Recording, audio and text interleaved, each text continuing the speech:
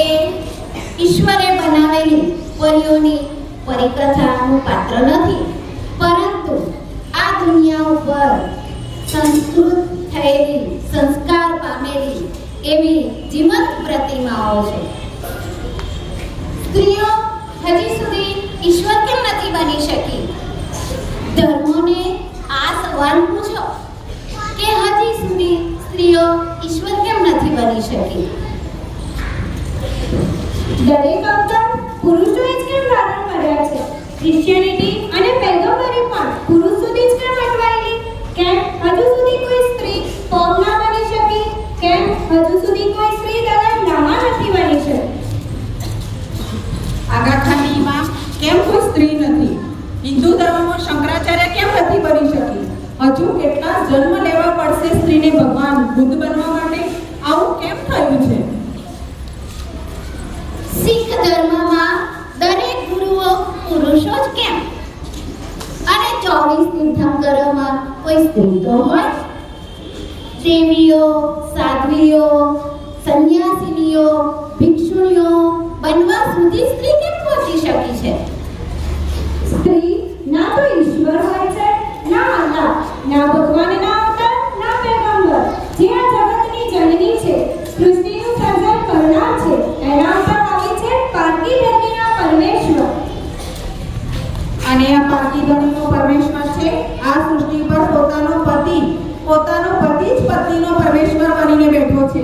કેમ હજુ સુધી કોઈ પત્ની પરમેશ્વરી નથી બની? આવું શા માટે બન્યું છે? શા માટે? અને કેમ હજી સુધી સ્ત્રીઓએ સવાલ નથી કર્યા? જો એ પ્રશ્ન પૂછશે, જો એનું મોઢું ખોલશે, તો આકાશે સિંહાસન ડોલી જશે અને સ્વર્ગ અને નર્કની અહીંયા સચ્ચાઈ ઉજાગર થઈ જશે. સ્ત્રીના ખુદા બનવાથી ખુદાઓની ખુદાઈ સમાપ્ત થઈ જાય. સ્ત્રીના ખુદા બનવાથી ખુદાઓની ખુદાઈ સમાપ્ત થઈ જાય. પણ અફસોસ તે ચૂપ જ રહી. તેને ચૂપ જ રહેવાનું શીખવવામાં આવ્યું. મૌન એ જ મર્યાદા, તે જ તેને શીખવવામાં આવ્યું. જાતિ અને ગ્રંથોએ, ધર્મોએ, ઋષિઓએ, મુનિઓએ, જતીઓએ, જાતિ અને સંગઠનોએ આજ તો શીખવ્યું છે શાંત રહો, ઘૂંઘટમાં રહો, મર્યાદા ન ઓળખશો, એટલા સુધી કે પોતાનો જે હક છે તે પણ ના માગશો. પરંતુ હવે દુનિયા બદલાઈ રહી છે. જે પ્રતિબંધિત વિસ્તારો છે એમાં પણ સ્ત્રીઓ પ્રવેશ કરી રહી છે. એ પૂછશે, જરૂર પૂછશે એક સવાલ કે કેમ હજુ સુધી કોઈ સ્ત્રી નથી બની શકી? ઈશ્વર, અલ્લાહ, ભગવાન, અવતાર, બુદ્ધ કે મહાવીર? કારણ કે God is not a woman only in fairy tales. અર્થાત સ્ત્રી એ પરિકથામાંની પરીઓ નથી, પરંતુ આ સૃષ્ટિ પર પરીઓ જેવા કાર્યો કરતી સંસ્કારની જીવંત પ્રતિમાઓ છે. તો આવો આજે આપણે આવી જ બે સંસ્કારની પ્રતિમાઓને જીવંત નિહાળીએ. સાવિત્રીબાઈ ફૂલે અને મેરી કોમ, કે જેમણે સારા કાર્યો કરીને વિશ્વમાં પોતાનું નામ ગુંજતું કર્યું છે. સાવિત્રીબાઈ ફૂલે જે પ્રથમ મહિલા શિક્ષિકા છે, અને મેરી કોમ જેણે ભારતને 6 ગોલ્ડ મેડલ અપાવીને વિશ્વમાં ભારતનું નામ ગુંજતું કર્યું છે. તો આવો એમના બંને પાત્રોને આપણે નિહાળીએ. જ્ઞાનજ્યોતિ સાવિત્રીબાઈ ફૂલે. સાવિત્રીબાઈ ફૂલેનો જન્મ 1831 મહારાષ્ટ્રમાં થયો હતો. બાળપણમાં જ તેમના લગ્ન કરાવવામાં આવ્યા. તેમના પતિનું નામ જ્યોતિરાવ ફૂલે. તે બાળપણથી શિક્ષણ સાથે ખૂબ જ લગાવ ધરાવતા હતા. તેમણે વિધવા મુંડન અંગે નાયક સાથેની હડતાળ કરી. અસ્પૃશ્યતા નિવારણ માટે ઘરના કુવા ખુલ્લા મૂક્યા અને પ્લેગ રોગના દર્દીઓની સારવાર કરતા તે પણ રોગનો ભોગ બની મૃત્યુ પામ્યા. આવા આપણા ભારતના પ્રથમ મહિલા શિક્ષિકા સાવિત્રીબાઈ ફૂલેના મહાન વ્યક્તિત્વને નિહાળીશું.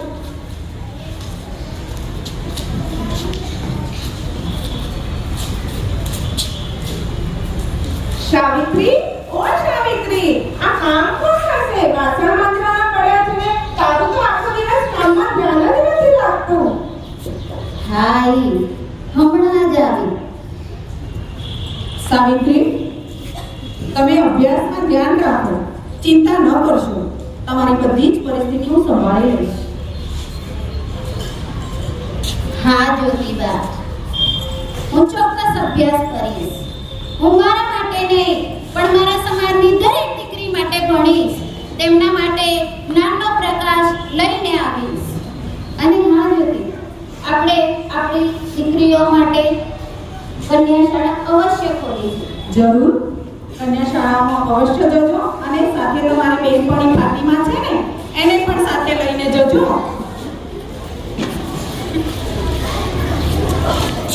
ક્યાં ચાલી આ? એક સ્ત્રી થઈને પુરુષની બનાવટી કરવા જાય છે? લે આ પથ્થર અને છાણ તારી માટે. નીચી જાતિની છોકરીઓને ભણાવવા નીકળી છે? આ પાપ છે, પાપ.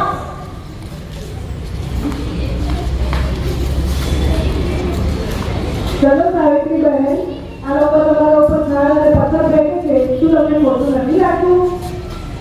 ના ફાતિમા, એ કાદવ ફેંકનારાઓ તમારે જેટલો કાદવ ફેંકવો હોય એટલો ફેંકો, પણ હું મારી દીકરીઓને ભણાવીને જ જંપીશ.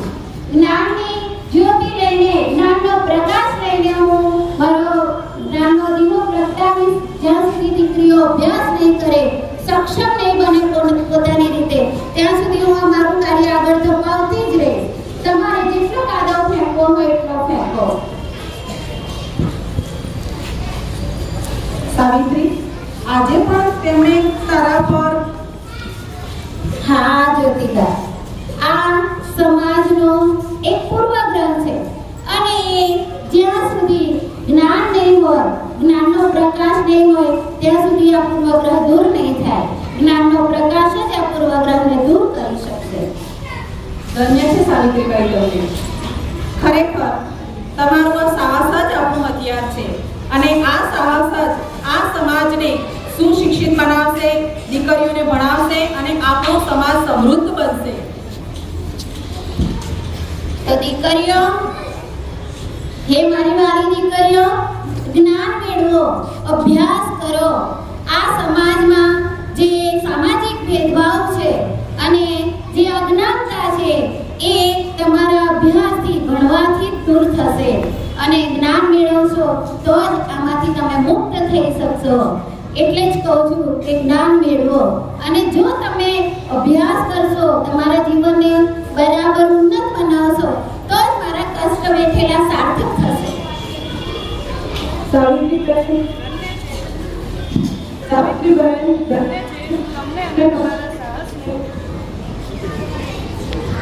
ધન્ય છે તમને અને તમારા સાહસને. આપણે સાવિત્રીબેનને નિહાળ્યા, મજા આવી હશે એવી આશા રાખું છું. હવે આપણે આવું બીજું જ એક જીવંત પાત્ર મેરીકોમ વિશે જાણીએ. મોયરલ લંકાઈના કાંથે જન્મ થયો. ગરીબ પરિવારમાંથી આવે છે. તેમના માતા મામલે ટોપાકો અને પિતા મામલે અખંગો ખ્રિસ્તી બાપ્ટિસ્ટ પરિવારમાંથી આવે છે. મણિપુરી સાથી ડિંકો સિંહ 1998માં બેંગકોક એશિયન ગેમમાંથી ગોલ્ડ મેડલ સાથે પરત ફર્યા. કોમના લગ્ન ફૂટબોલર કુરુ અકલો સાથે થયા હતા. 2000માં તેમના પતિને મળ્યા અને 2005માં લગ્ન. 3 બાળકો. 2007માં જોડિયા અને 2013માં પુત્ર. 2023 ડિસેમ્બરમાં છૂટાછેડા.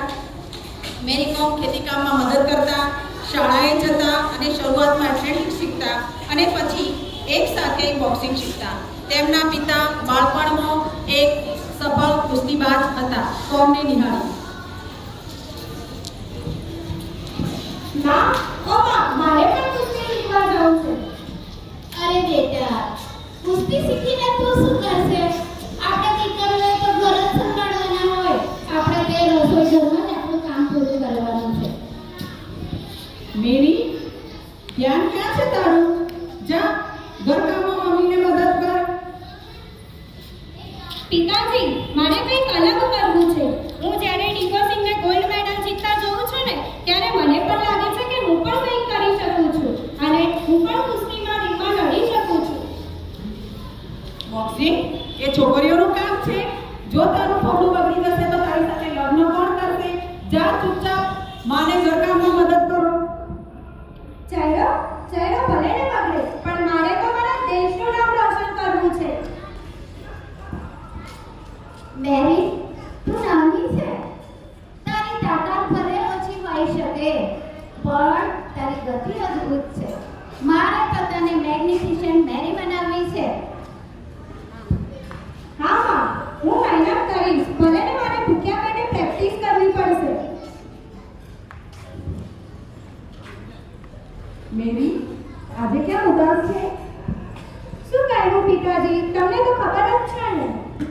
મારી આ દીકરીની નિષ્ફળતાઓ તમે જાણવી છે.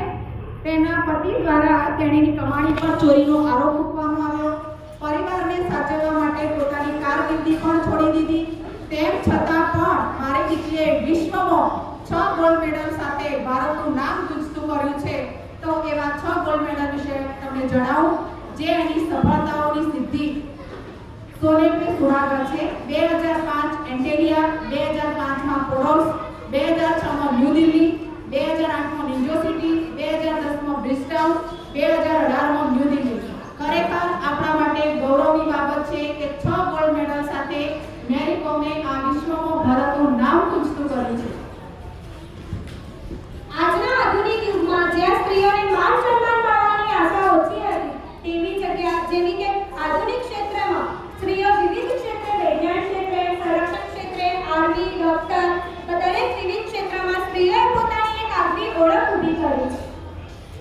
એટલું જ નહીં, અત્યારે આપણી આજુબાજુ સંત અન્ના મંડળના સિસ્ટર્સ અને વિવિધ મંડળમાંથી આવેલા સિસ્ટર માટે હું ગૌરવની લાગણી પણ અનુભવું છું અને એમના માટે જોરદાર તાળીઓ દ્વારા આપણે સ્વાગત કરીએ.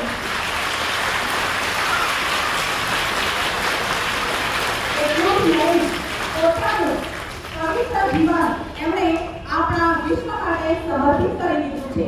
તમે એક દિવસ પણ ઘરની બહાર રહીને જુઓ કેવું લાગે છે.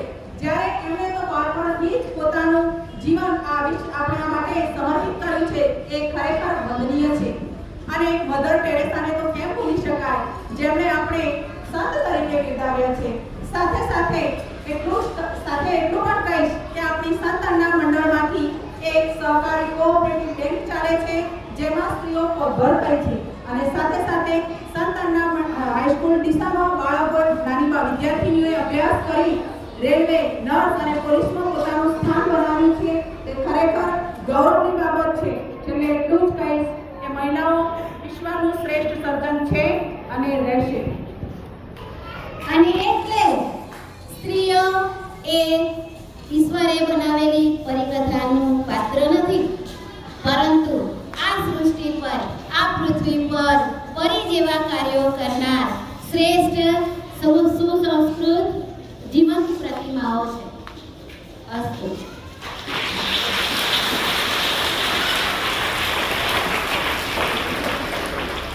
આજે આપણે સરસ બે પાત્રો નિહાળ્યા, સાવિત્રીબાઈ ફૂલે અને મેરી કોમ.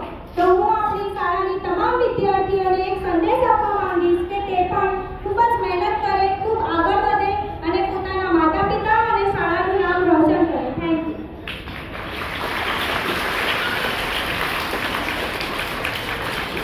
બધાવી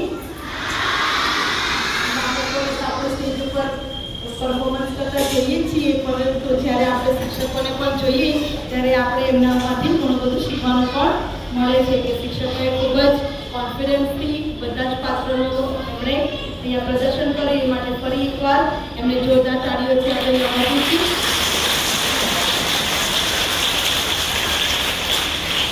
Very good. All the teams, all the teachers, all the teachers. આમ તો ગાંધીનગર ફક્ત 3 ટીચરોને જવાનો લાવો મળેલો, પરંતુ બીજા શિક્ષકો પણ લાઇબ્રેરીના રિસેસમાં પ્રેક્ટિસ કરીને જોડાઈ ગયા અને તેઓ પણ થોડું ઘણું એમાં ભાગ લીધો. તેમનો પણ ખૂબ ખૂબ આભાર. તમે બધાએ શાંતિથી આ નાટક નિહાળ્યું એ બદલ તમારો પણ ખૂબ ખૂબ આભાર. અને ખાસ છોકરીઓએ આ નાટકમાંથી પોતાના માટે પ્રેરણા મેળવી કે નહીં? યસ. તો આ નાટકનો હેતુ ફક્ત આપણે નાટક જોવા માટે નથી, પરંતુ એમાંથી પ્રેરણા મેળવીને જીવનમાં તમે પણ એક ઉત્તમ વ્યક્તિ બનો અને સમાજ માટે, આપણા દેશ માટે કંઈક કરી બતાવો, એ જ એનો હેતુ છે. અને એ સિદ્ધ થાય ત્યારે જ આ નાટકની સાર્થકતા પૂરી થશે. તો સૌને ખૂબ ખૂબ અભિનંદન અને God bless you. All the best for your future. એના પ્રેરણા સ્ત્રોત સિસ્ટર કલ્પના એમણે અમને ખૂબ મદદ કરી અને અહીંયાથી એમને પૂરો કોન્ફિડન્સ હતો કે અહીંયાથી આ ટીચરોને લઈ જઈશું તો સારું એવું ત્યાં પરફોર્મન્સ થશે. તો સિસ્ટર સ્ટાફ માટે પહેલા સર્વપ્રથમ તાળીઓ પાડીશ.